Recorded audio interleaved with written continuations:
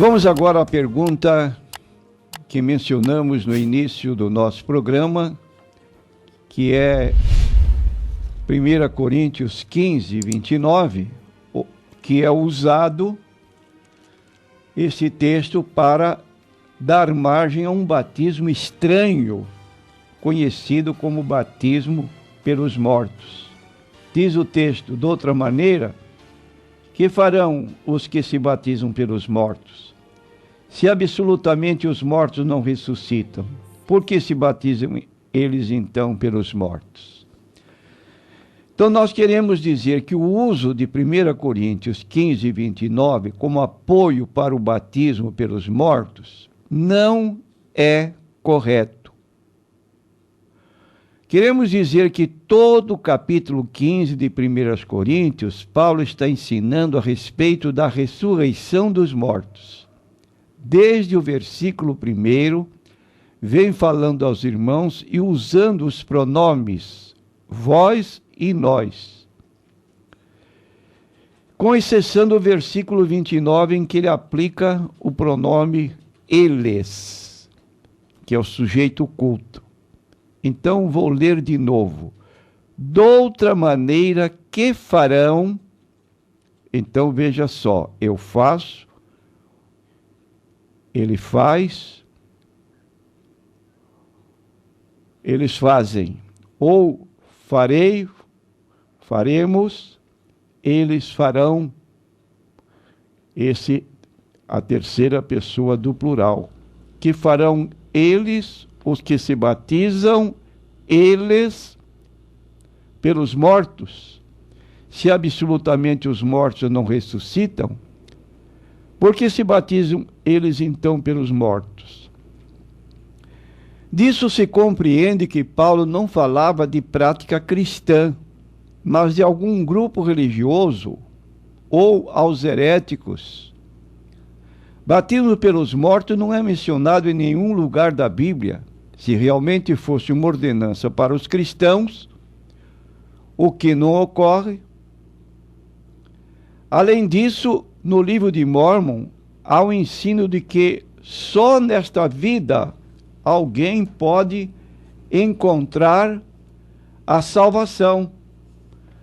O livro de Mórmon tem vários livros, e alguns deles são, segundo o Nefe, 26, versículo 11, e Alma 5, versículo 28, Mosiá 16, versículo 5 e 11, e 26, 25 a 27. Então vou ler aqui o texto de Alma 34, 31 a 35. Esse texto do livro de Mórmon declara: pois eis que esta vida é o tempo para os homens se prepararem para o encontro com Deus.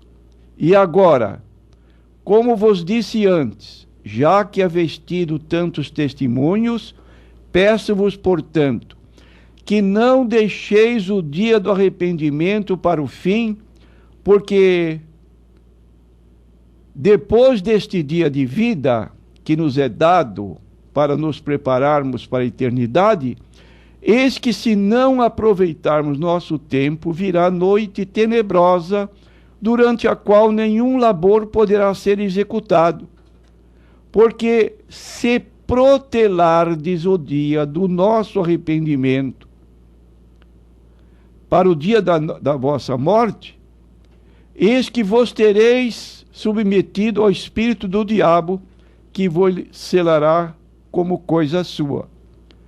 Então, para nós cristãos, tal literatura, o livro de Mórmon, não tem valor doutrinário, mas para os mormons tem. Todavia, como podemos constatar, há contradição entre o que ensina o mormonismo hoje e o livro de Mórmon, considerado o mais correto de todos os livros da terra quanto a esse batismo.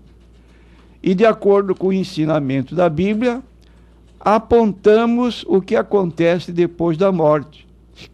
Livro de Hebreus, capítulo 16, capítulo 9 e versículo 27. E como aos homens está ordenado morrerem uma só vez, vindo depois disso o juízo. Repetindo, e como aos homens está ordenado morrerem uma só vez, vindo depois disso o juízo. Isto significa que depois da morte vem o juízo, e não há jeito nenhum de alguém obter a sua salvação depois da morte. Isso fica bem claro no capítulo 16 de Lucas, quando Jesus mencionou uma narrativa falando de dois homens que viviam aqui na terra. Um vivia nababescamente, era muito rico, e o outro um pobre que ficava à porta dele, mendigando. Aconteceu que o mendigo morreu e foi levado pelos anjos para o seio de Abraão. E morreu também o rico e foi sepultado. E no inferno, ergueu os olhos estando em tormentos e viu ao longe Abraão e Lázaro no seu seio. E clamando disse: Pai Abraão, tem misericórdia de mim, e manda Lázaro que molhe na água a ponta do seu dedo e me refresque a língua, porque eu estou atormentado nesta chama. Disse, porém, Abraão: Filho, lembra-te de que recebeste os teus bens em tua vida, e Lázaro somente males, e agora este é consolado e tu atormentado. E além disso está posto um grande abismo entre nós e vós, de sorte que os que quisessem passar daqui para vós não poderiam, nem tampouco de lá passar para cá. E disse ele: Rogo-te, pois, ó Pai, que o mandes à casa de meu pai, pois tenho 5 irmãos, para que lhes dê testemunho, a fim de que não venham também para este lugar de tormento. Disse-lhe Abraão: Tem Moisés e os profetas, ouçam-nos. Então aqui está bem claro que o tempo quando devemos nos preparar para a eternidade é o tempo da vida presente. Depois vem o juízo. Para aqueles que aceitaram a Cristo como Salvador e Senhor, eles podem dizer como Paulo: para mim o viver é Cristo e o morrer é ganho.